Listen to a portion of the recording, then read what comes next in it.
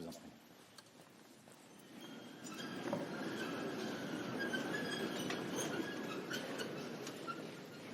Monsieur le ministre de l'Intérieur et des Outre-mer, Monsieur le ministre des Armées, Madame la ministre déléguée, chère Geneviève Darrieussecq, Mesdames et Messieurs les secrétaires d'État, Monsieur le Président de la Commission des Affaires étrangères, de la Défense et des Forces armées du Sénat, Monsieur le Président de la Commission de la Défense de l'Assemblée nationale, Mesdames et Messieurs les sénateurs, Mesdames et Messieurs les députés, Madame et Messieurs les députés européens, Mesdames et Messieurs les élus, Madame la préfète de région, Madame la préfète, Monsieur le chef d'état-major des armées, Monsieur le délégué général pour l'armement, Monsieur le secrétaire général pour l'administration, Messieurs les chefs d'état-major des armées, Monsieur le directeur général de la gendarmerie nationale, Madame et Messieurs les directeurs, Mesdames et Messieurs les officiers généraux, mon colonel, officiers, sous-officiers, officiers mariniers, soldats, marins, aviateurs et personnel civil des forces armées, Mesdames et Messieurs. L'usage désormais bien installé me conduit chaque début d'année, et malgré tous les épisodes et toutes les crises, à consacrer un temps à nos forces armées.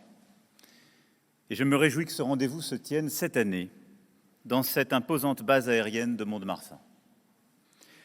C'est, comme souvent dans ces exercices, l'occasion de dresser un bilan de l'année écoulée, de rendre hommage aux efforts et aux sacrifices de nos militaires, avant de tracer les contours de l'année qui s'ouvre en dégageant quelques lignes de force du moment.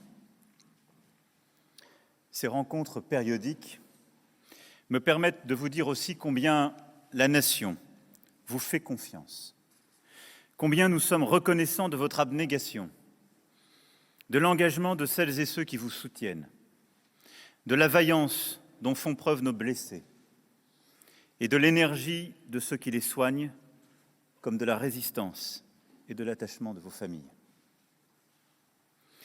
C'est pour moi toujours aussi l'occasion d'un moment à vos côtés derrière le formalisme du cérémonial militaire.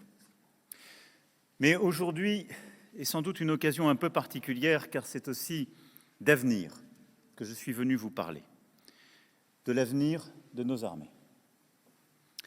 Il y a 2 mois à Toulon, j'avais présenté la vision que portait la Revue nationale stratégique pour notre pays. À présent, je souhaite évoquer devant vous la manière dont cette vision doit prendre corps à travers la loi de programmation militaire, dont le projet sera soumis prochainement à la représentation nationale. Et à titre liminaire, je voudrais ici remarquer devant vous combien l'exercice qui a été conduit est exceptionnel. Exceptionnel d'abord parce qu'il fait suite, pour la première fois depuis des décennies, à la parfaite exécution de la loi précédente.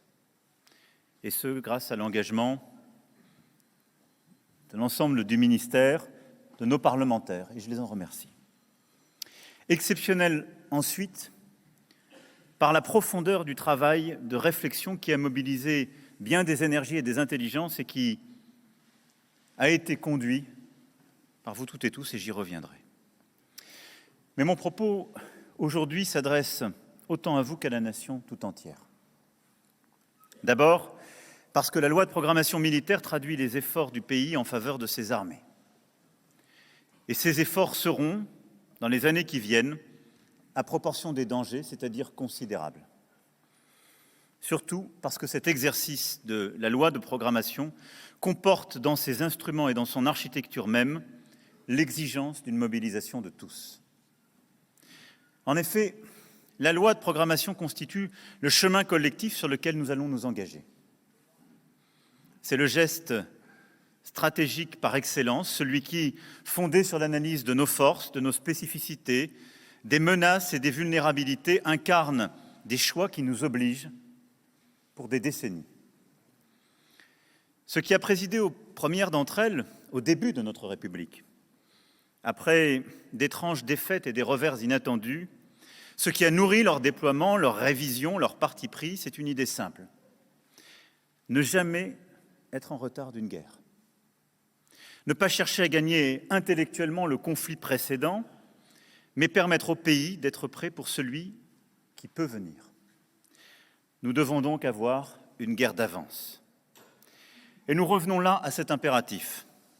Cette loi de programmation militaire devra donc tirer les conclusions de ce que notre époque porte en germe, avec naturellement cette part de ruse de l'histoire qu'on ne peut prédire. Mais je souhaite ici conforter l'assurance de chacun, de nos forces, de tout un peuple, que face aux métamorphoses de la guerre, la France dispose et disposera d'armées prêtes au péril du siècle. En effet, comme la Revue nationale stratégique le détaillait, les menaces sont multiples et s'agrègent plutôt qu'elles ne se succèdent. D'une part, le conflit de haute intensité en Europe, un raidissement des volontés de puissance sur fond de crise du multilatéralisme. Il n'y a plus de dividende de la paix du fait de l'agression lancée par la Russie contre l'Ukraine. Et ce sont devant nous les frais brutaux de la violence de l'époque. En Europe, en Asie, dans l'Indo-Pacifique, l'ordre international cède à un état de nature entre les nations tel que nous n'en avions pas vu depuis des décennies. La Méditerranée orientale, les détroits d'océan Indien, la mer de Chine méridionale ou les abords de Taïwan, parmi d'autres, sont des lieux de régulières tensions. Nos outre-mer sont dans ce contexte de plus en plus exposés. Et le conflit porte désormais dans tous les espaces, dans tous les domaines, y compris Internet, les réseaux sociaux et le champ impalpable de l'information. D'autre part, le surgissement de menaces nouvelles advient, et lesquelles sont liées aux mutations globales, climatiques, énergétiques, technologiques, avec des risques de déstabilisation que ces bascules peuvent faire naître. Enfin, persévèrent les risques, à bas bruit, anciens, ceux des attaques terroristes et de la violence djihadiste qui, bien que résorbés, n'ont pas disparu. Ce qui caractérise notre décennie, c'est donc cette accumulation des menaces dans tous les ordres et dans toutes les géographies, comme une forme d'anthologie des risques de guerre qui ont tenté nombre de générations avant nous. Impérialisme débridé, prolifération nucléaire, violence terroriste. Des guerres très vieilles, d'autres plus inédites, mais qui toutes s'additionnent et peuvent se nourrir l'une l'autre. Ces formes de conflit prennent toutefois un nouveau visage qui oscille souvent entre la sophistication et la simplicité brutale. Sophistication avec une course technologique, du cyber au quantique, en passant demain par l'intelligence artificielle, et brutalité presque nue, en Ukraine notamment, avec un retour de scènes que nous croyons appartenir à l'imagerie de Verdun ou de la Somme. Le réarmement mondial se fait donc aux deux bouts d'un spectre polarisé, entre la technologie de pointe et le rudimentaire, qui peuvent malmener une armée puissante et bien équipée, mais vulnérable en haut et en bas de son champ d'action. L'un des pièges serait de s'épuiser en ne cherchant que le raffinement technologique. L'autre serait de ne pas investir ces nouveaux moyens. Ces nouveaux conflits, malgré l'excellence de notre renseignement, sont plus diffus, travaillent sourdement un ordre international déjà fragilisé. La violence du monde a en effet conservé sa part de surprise. Et de même, les opérations de demain ne seront pas la répétition, grandeur nature, d'exercices travaillés en chambre. Il nous faut donc privilégier la rapidité d'action, la montée en puissance rapide à la pureté intellectuelle d'un modèle abstrait, car nous ne choisirons pas les conflits que nous aurons à affronter. Et puis ce qui caractérise les nouveaux conflits de notre siècle est sans doute le brouillage entre une conflictualité ouverte, explicite, et une malveillance répétée, systémique, pernicieuse. La guerre ne se déclare plus, elle se mène à bas bruit, insidieusement, elle est hybride. le ciblage d'infrastructures d'intérêt national mais civil est notre lot commun, je pense entre autres aux cyberattaques.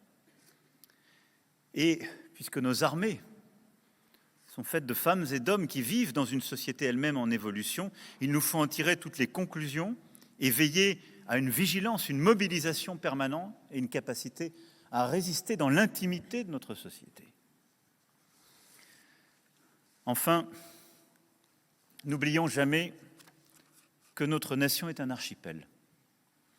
Et si la sécurité du territoire métropolitain est là, assurée par vous toutes et tous, nos outre-mer ne doivent jamais quitter notre regard et notre présence.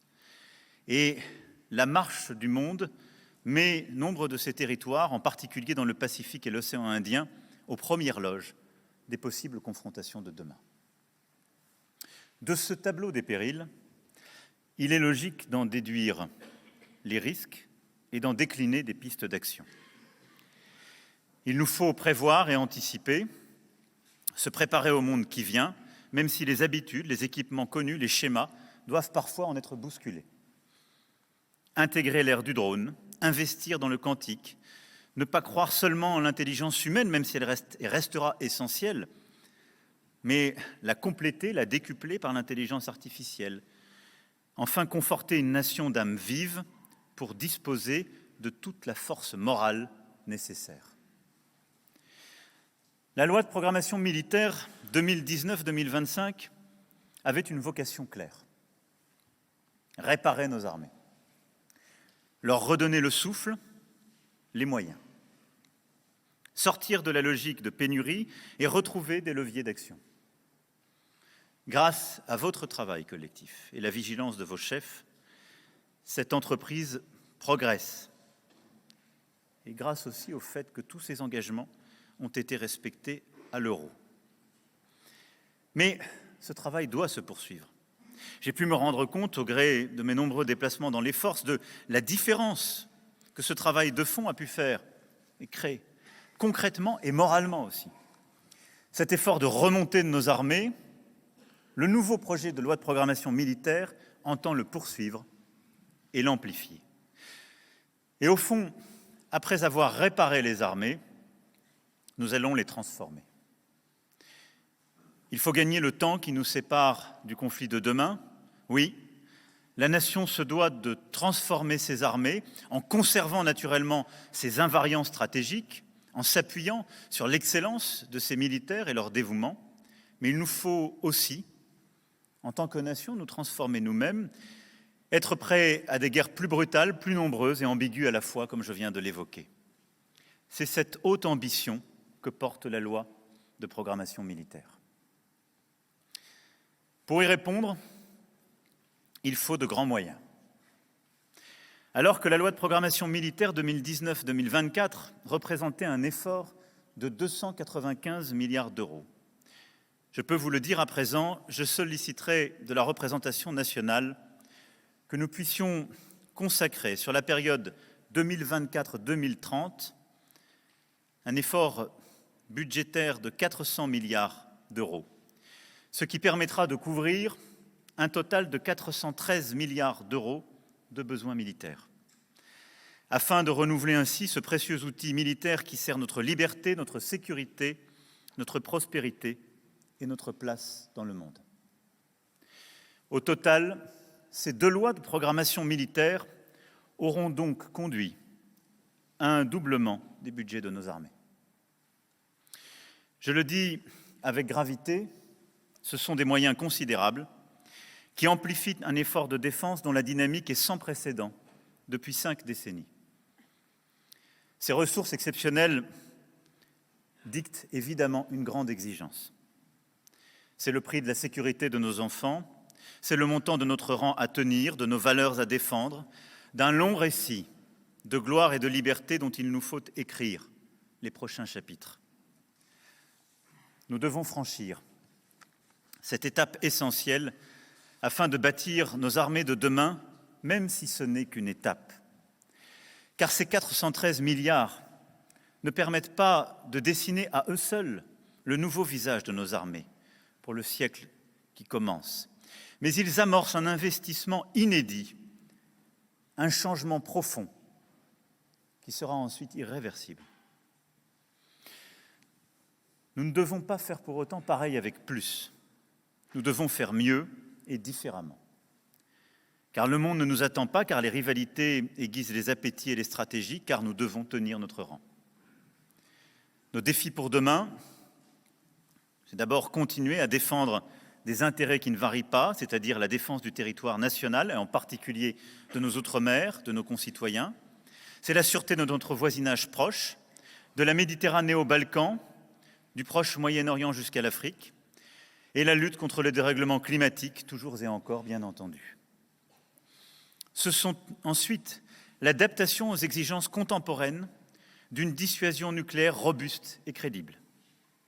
La défense de nos intérêts dans tous les lieux d'expression des nouvelles formes de conflictualité, de non-respect du droit, là où se développent parfois insidieusement de nouvelles façons de remettre en cause un avenir pour chacun qui soit libre, sûr, durable. C'est penser autrement nos partenariats, nos alliances, tout en demeurant un leader en Europe et un allié fiable à l'OTAN. C'est mieux capitaliser sur la relation exceptionnelle, bâtie avec des pays comme la Grèce, l'Égypte, les Émirats arabes unis ou l'Inde. C'est continuer à approfondir des partenariats structurants, comme ceux que nous avons avec l'Allemagne. Et j'aurai l'occasion, dimanche, avec le chancelier Scholz, pour notre traditionnel Conseil franco-allemand de défense et de sécurité, de le décliner à nouveau, ainsi qu'avec le Royaume-Uni, et nous tiendrons avec le Premier ministre Sunak notre sommet bilatéral dans quelques semaines, ou avec l'Italie ou l'Espagne, avec qui nous venons de signer un traité de coopération et d'amitié, renouvelant le cadre de nos relations de défense qui dataient des années 80. Enfin, c'est assurer, si les circonstances l'imposaient, que la France serait capable de construire et de commander une coalition de premier rang avec ses partenaires pour défendre les intérêts de l'Europe ou de ses alliés. C'est une responsabilité qu'elle seule en Europe continentale serait capable d'assumer, et nous devons en avoir les moyens. C'est pourquoi, sur ma demande, le CEMA m'a proposé une évolution de notre modèle d'armée qui privilégie la cohérence sur la masse, la réactivité sans sacrifier l'endurance. Cela signifie, en premier lieu, de consolider notre cœur de souveraineté, là où le modèle de la précédente loi de programmation militaire mettait plutôt l'accent sur la capacité expéditionnaire et la lutte contre le terrorisme. C'est donc d'abord renforcer notre dissuasion, en nous donnant tous les moyens d'assurer sa robustesse, sa fiabilité, sa modernisation dans les conditions particulières et évolutives du monde d'aujourd'hui. La dissuasion est un élément qui fait de la France un pays différent en Europe. Nous mesurons à nouveau, en analysant la guerre en Ukraine, son importance vitale. Elle mérite les efforts considérables que nous lui consacrons. Au plan technologique et par l'exigence qu'elle suppose, elle tire vers le haut toutes nos armées. Au moment où la dissuasion peut-être n'a jamais paru si nécessaire, il nous faut la défendre avec force et cela signifie aussi mieux la faire comprendre à ceux qu'elle interroge. Le cœur de souveraineté, c'est aussi le renforcement des postures permanentes. Cela suppose des capacités accrues de renseignement qui nous permettent d'anticiper les crises ou les menaces. J'ai constamment insisté sur la nécessité pour la France d'avoir un renseignement en propre, permettant notre autonomie de décision et d'action. C'est ce qui nous a permis, entre autres ces dernières années, l'opération Hamilton en 2018. Cette loi de programmation militaire à venir augmentera massivement les crédits de renseignement, de près de 60% au total, avec, entre autres, le doublement du budget de la DRM et de la DRSD. Capacité accrue aussi de surveillance, avec des drones notamment, et des moyens d'action dans nos espaces de souveraineté, des moyens d'intervention, en particulier dans nos DROM et COM, où des capacités apportant une première réaction locale doit pouvoir être complétée par la projection de renforts conséquents. C'est entretenir l'appui mutuel entre les armées et les forces de sécurité intérieure et forces de sécurité civile pour toujours mieux répondre aux crises sanitaires ou climatiques, par exemple. Mais la souveraineté, c'est aussi la capacité de résistance, notre résilience, et d'abord la résilience cyber. Je souhaite que nous puissions doubler notre capacité de traitement des attaques cyber majeures. Face aussi à toutes les menaces qui peuvent toucher notre société et la déstabilisation que celle-ci pourrait engendrer, la résilience plus générale de notre société, ces forces morales déjà évoquées, la capacité de mobilisation de notre nation face à l'inattendu, comme elle a su le faire durant la pandémie, est essentielle. Je souhaite pour cela doubler à terme la réserve opérationnelle, qui permettra de renforcer notre armée d'actives et la montée en puissance d'unités nouvelles de réservistes, comme des unités territoriales et des flottilles côtières. À cet égard aussi, le service national universel nous permettra de disposer d'une jeunesse parée à tous les périls, et j'aurai l'occasion d'y revenir dans les semaines à venir. La transformation, en second lieu, c'est être capable de passer d'un modèle fait pour assurer des opérations dans des milieux où notre liberté d'action était forte, à une capacité d'évolution dans des environnements contestés, face à des adversaires aguerris, technologiquement parfois redoutables, sur tout le spectre de la conflictualité. C'est ce que j'appelle le pivot vers la haute intensité. Nous devons être capables d'agir plus vite, d'être plus réactifs, en renforçant l'échelon national d'urgence et disposer ainsi de moyens nécessaires pour une intervention sous court préavis, même loin de la métropole. Et pour cela, tout en augmentant ses capacités et cette réactivité, d'augmenter aussi nos capacités à durer et résister à des efforts et des effets d'usure. Il faut pour cela rehausser résolument la préparation opérationnelle, renforcer la disponibilité des matériels, adapter nos stades d'alerte à l'intensité de la menace, penser et construire en conséquence nos stocks de munitions, notre logistique, notre soutien.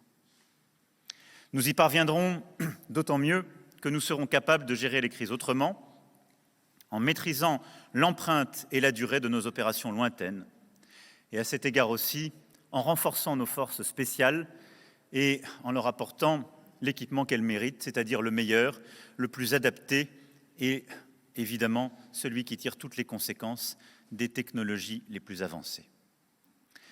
Mais face à des adversaires plus forts, nous devrons agir plus fort aussi pour obtenir rapidement des effets militaires décisifs. Cela implique de durcir notre outil. Nous passerons ainsi au tout Rafale et maintiendrons cet avion d'exception au meilleur niveau mondial. Nous poursuivrons résolument la modernisation de nos forces terrestres par une numérisation accélérée du champ de bataille et une contribution particulière dans les nouveaux combats cyber. Nous augmenterons la puissance et la protection de nos frégates et bien sûr, nous développerons le porte-avions de nouvelle génération. Nous devrons également innover en développant des munitions guidées à distance, en élargissant l'usage des drones. Par un doublement, à cet égard, de nos investissements. En investissant le quantique, l'intelligence artificielle, qui aideront aussi à assurer notre cybersécurité et amélioreront nos moyens de renseignement.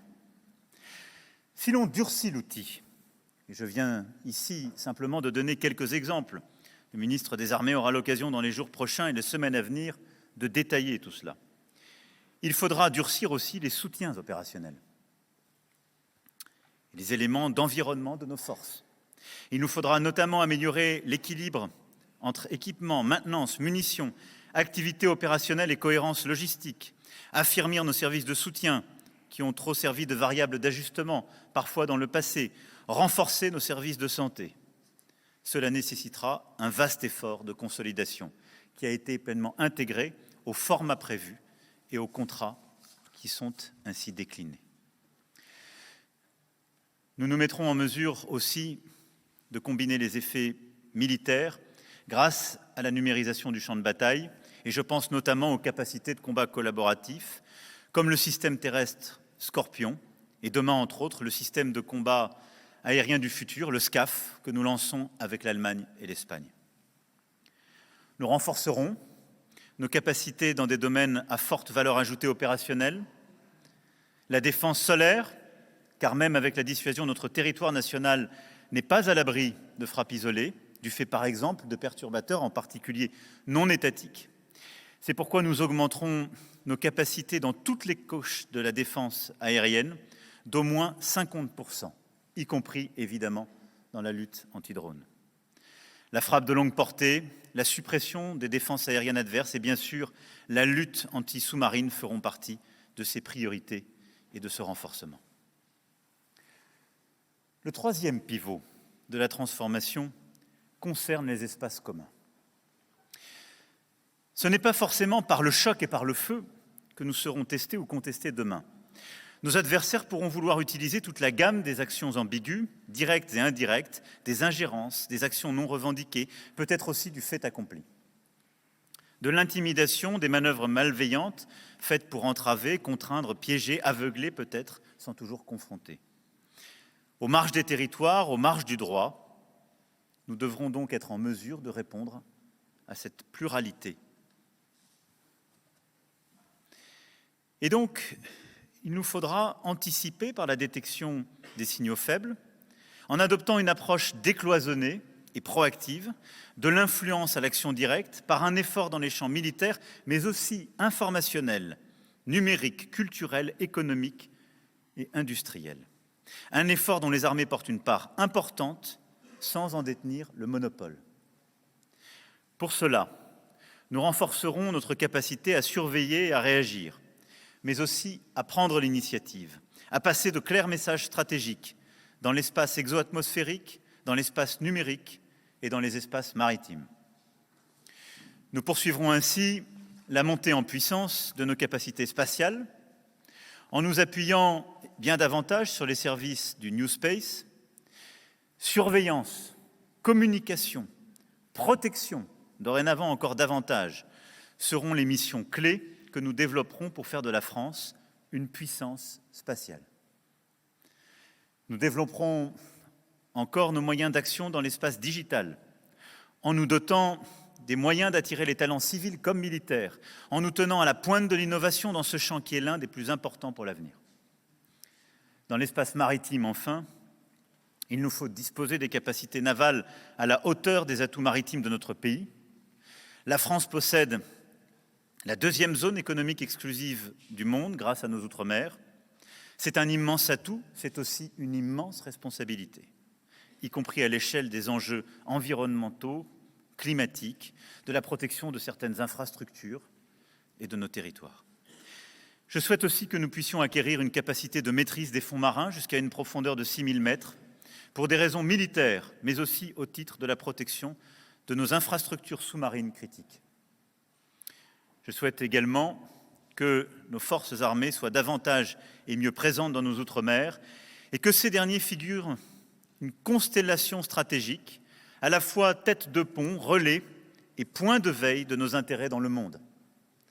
Je présenterai dans les tout prochains temps le déploiement concret et opérationnel de cette stratégie ultramarine. Enfin, connectant tout cela, nous devrons refondre le commandement interarmées des opérations, notamment pour mieux lutter contre les stratégies hybrides. Le dernier pivot de la transformation que je souhaite évoquer devant vous concerne nos partenariats internationaux. Ces partenariats ne peuvent s'envisager d'abord que dans le cadre de notre Europe. Notre sécurité dépend de celle de nos voisins, de nos partenaires, avec qui nous partageons des valeurs et des intérêts. Ce qui nous lie, ce ne sont pas seulement des traités, mais aussi une certaine idée du monde, à la fois pour défendre le territoire du continent et pour porter ailleurs ce qui nous meut à 27. Il faudra accentuer l'interopérabilité et bien sûr la culture stratégique commune. Ces dernières années, nous avons immensément progressé dans ce domaine. De la constitution d'un Fonds européen de défense, aux coopérations structurées, à l'initiative européenne d'intervention, jusqu'à des opérations inédites comme Takuba, y compris aussi à travers des partenariats bilatéraux ô combien révolutionnaires comme Camo avec la Belgique. C'est cela qu'il nous faudra poursuivre. Notre pays sera en mesure d'assurer toutes ses responsabilités en Europe et au-delà. Si demain, tel grand partenaire doit regarder ailleurs, nous devrons être en mesure d'agir avec les Européens, à l'intérieur de l'OTAN ou en dehors de l'Alliance, et si nécessaire, d'assurer les capacités de commandement qui permettront de mener ensemble une opération d'ampleur. Pour nous, cela impliquera de pouvoir déployer une capacité interarmée représentant jusqu'à 20 000 hommes. Cela vous donne la mesure des défis et de l'ambition qui est la nôtre. Ce sont aussi nos autres partenariats que nous devrons renouveler. Je parlerai ailleurs prochainement de ceux qui nous lient à l'Afrique. Mais nous ferons vivre et densifier les partenariats exceptionnels que nous avons déjà conduits et que j'ai cités tout à l'heure en exemple. Avec eux, je l'espère, d'autres viendront, comme entre autres l'Indonésie. Et il faudra explorer comment développer de nouvelles coopérations capacitaires, de nouvelles interdépendances, de nouvelles formes d'entraînement et d'action commune. C'est un atout extraordinaire que je souhaite développer. Il a tout son sens pour des pays qui, comme le nôtre, ne souhaitent pas à l'avenir être prisonniers de grandes rivalités entre tiers. Vous l'aurez compris, c'est donc un programme entier de transformation qui est ici proposé. Ainsi, cette loi de programmation militaire va permettre à la France de devenir un pays plus solide encore sur la défense de sa souveraineté, plus capable d'agir dans les espaces communs, appuyé sur des partenariats historiques mais aussi renouvelés, et ayant la capacité d'entraîner ses alliés, si besoin, dans une opération de grande envergure et d'exercer son influence. En somme, un pays plus souverain, entreprenant, agile et apte à prendre l'initiative. Cette mise à jour stratégique doit nous permettre d'accorder les idées et les budgets aux périls et aux menaces. C'est au terme de cet effort seulement que la France pourra pleinement et avec confiance assurer le libre exercice de sa vocation et de son héritage. Cette haute ambition s'accompagne donc d'une exigence qui ne l'est pas moins. Exigence dans le cadrage de ses moyens, d'abord. Il n'y a dans ce projet ni luxe, ni aise, ni confort.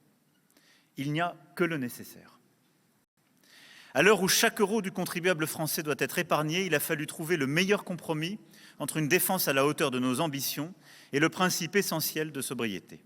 Je crois que nous y sommes parvenus. Cela n'est pas allé sans travail pour les armées, je le sais, et j'ai pu le mesurer. Il y a eu des choix à faire, forcément, des cibles à adapter, des modernisations à échelonner. Il y a surtout des attentes importantes. Elles s'adressent aux armées, à la DGA, qui devront s'organiser pour raccourcir les cycles d'acquisition, accélérer l'expression du besoin, réduire drastiquement les contraintes normatives, développer l'innovation d'usage, celle des vrais utilisateurs, et je sais combien vous y êtes attachés ici toutes et tous, comme une fois encore nos amis ukrainiens d'ailleurs nous donnent un si bel exemple. Nous pouvons faire beaucoup plus vite, beaucoup mieux parfois à moindre coût, si nous savons ensemble rapprocher celles et ceux qui utilisent et qui innovent. Ces attentes portent aussi bien sûr vers les industriels de défense, qui jouent un rôle si important, et je souhaite les en remercier ce matin, car ils sont une composante clé de notre souveraineté. Et je le dis clairement, aux efforts de l'État, de toute la nation, doit répondre une exigence d'efficacité et de disponibilité. Il faudra apprendre collectivement à assumer une mutation perpétuelle. Faire autrement, raccourcir drastiquement les cycles de production, ne pas céder à la sursophistication. Comme dans d'autres secteurs technologiques, adapter plus vite nos équipements, nos cycles de production aux besoins de nos partenaires, aux exigences d'un conflit, et ce, dans la durée. Je souhaite également diminuer les coûts d'acquisition et de maintien en conditions opérationnelles par un effort combiné État-industrie. J'ai parlé en juillet dernier d'une économie de guerre. Voilà notre horizon collectif. Mais une économie de guerre sous-tendue par un tel investissement de la nation, ça n'est pas en quelque sorte l'urgence perpétuelle qui nous ferait dépenser mal. C'est bâtir les conditions d'une souveraineté durable où l'on dépense mieux, car l'expression des besoins est plus claire, l'engagement d'adaptabilité plus constant, les coûts mieux maîtrisés. Nous donnons de la visibilité, au-delà même d'une décennie. Face à cela, il faut de la sincérité et de l'exigence. La deuxième exigence, après celle que je viens d'évoquer à l'instant sur les moyens, c'est de continuer d'investir résolument dans notre richesse humaine. Nos soldats, marins et aviateurs, personnels civils et militaires de la défense, pour assurer le développement et le maintien des compétences avec comme priorité absolue la fidélisation, qui est un sujet ô combien majeur. Ce n'est pas qu'une question de rémunération ou de pension, même si j'y suis vigilant. La fidélisation passe aussi par le sens donné à l'activité de chaque jour, par la disponibilité des matériels, la variété des missions, la cohésion au sein des unités. Et je salue l'investissement des chefs d'état-major d'armée qui apportent la plus grande attention à ces conditions essentielles au moral dans nos unités. La fidélisation repose aussi sur les efforts consacrés à atténuer les contraintes imposées à vos proches, et je compte beaucoup sur le second temps du plan famille, tout comme demeure essentiel pour moi, enfin, le plan blessé, comme je l'ai dit avec force le 13 juillet dernier devant beaucoup d'entre vous, et je remercie le ministre et la secrétaire d'État d'y veiller. Dernière exigence, enfin, évidemment, c'est celle de l'exécution. Notre plus grand risque face à un monde si incertain était de ne pas nous donner les moyens de notre ambition. Ce risque, vous le voyez, est écarté. Mais nous devons maintenant, de manière concrète, créer les conditions pour avoir les moyens de nos ambitions, jusqu'aux munitions, aux pièces de rechange, aux éléments les plus concrets, en entraînement comme en opération, pour chacune et chacun d'entre vous. L'exécution sera le cœur des prochains mois et de notre obsession. Mesdames et messieurs, je veux ici, en concluant, remercier tous ceux qui ont œuvré à ce travail, il faut le dire, monumental. Remercier évidemment le ministre des Armées, le chef d'état-major des armées, le délégué général de l'armement, l'ensemble des directrices et directeurs du ministère et toutes les équipes. Je sais les centaines d'heures passées pour questionner le modèle, mettre en cause les chiffres, interroger chaque colonne. J'ai moi-même longuement et à de multiples reprises questionné le ministre et le CEMA, et merci à chacune et chacun pour cet énorme travail mené tambour battant. J'aimerais également remercier les parlementaires qui ont été impliqués dans la revue nationale stratégique, qui ont d'ores et déjà été associés par le ministre des Armées aux travaux de réflexion en cours depuis plusieurs mois et qui, demain, en commission, mèneront ce travail si précieux pour analyser, débattre et enrichir le texte. Ils pourront le faire avec d'autant plus d'acuité grâce aux initiatives des présidents de chaque commission qui faciliteront la prochaine phase d'élaboration de notre loi de programmation militaire. Le projet de loi qui sera soumis à la représentation nationale est solide. À présent, le courage s'impose. C'est un projet cohérent, robuste, qui tire les leçons du passé et nous positionne pour l'avenir. Un projet de souveraineté nationale. Cette souveraineté, elle ne serait ni ambitieuse, ni cohérente sans sa dimension européenne, qu'il s'agira de développer fortement, s'agissant des capacités militaires, des coopérations d'armement, bien sûr, mais plus généralement pour la mise en œuvre des priorités de notre boussole stratégique.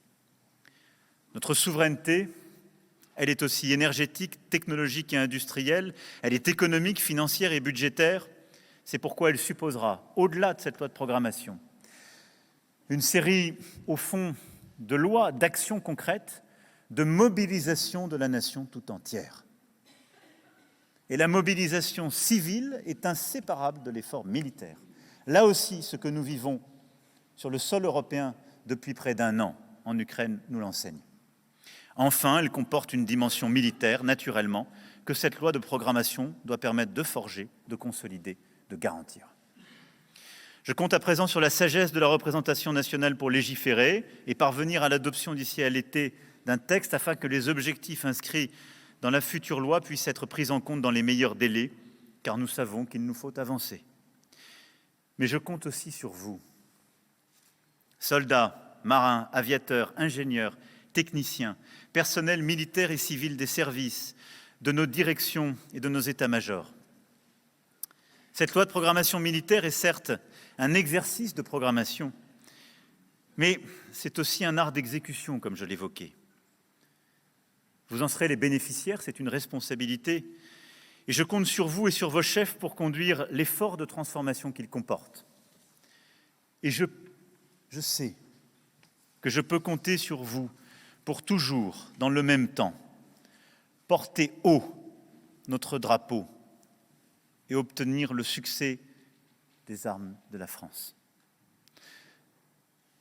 Je vous souhaite donc pour 2023, mais aussi pour les années qui suivent, la performance, l'excellence et l'audace afin de réaliser ensemble l'ambition que nous nous donnons. Mais ce qui la sous-tend, c'est la force d'âme que j'évoquais le 13 juillet dernier, qui est en vous, et que j'ai vu à chaque fois que j'ai pu croiser vos frères d'armes, partant ou revenant d'opérations. Elle est en vous chaque jour, car c'est la vocation profonde de nos armées. Et c'est le plus important. Ceci n'est pas un chiffre, ce ne sera jamais un équipement, ni une capacité. C'est le choix profond, existentiel qui est le vôtre, que vous avez fait en vous engageant pour servir la France dans nos armées. Ce choix, la manière dont vous le portez, vous le vivez, dont vos familles le vivent avec vous, est notre plus grande force, de très loin. Et je veux vous le dire aujourd'hui aussi, c'est ma plus grande fierté. De cela, je vous suis infiniment reconnaissant. Et n'y cédez jamais rien. Jamais. Nous aurons demain une armée qui ne ressemblera pas à celle d'aujourd'hui, mais ce qui demeurera plein et entier, constant, c'est le respect que nous vous portons, c'est la reconnaissance de la nation tout entière, c'est la confiance de la nation. Et je veux ici, aujourd'hui, vous la témoigner. Je suis fier de vous et reconnaissant pour ce que vous faites. Vive la République et vive la France!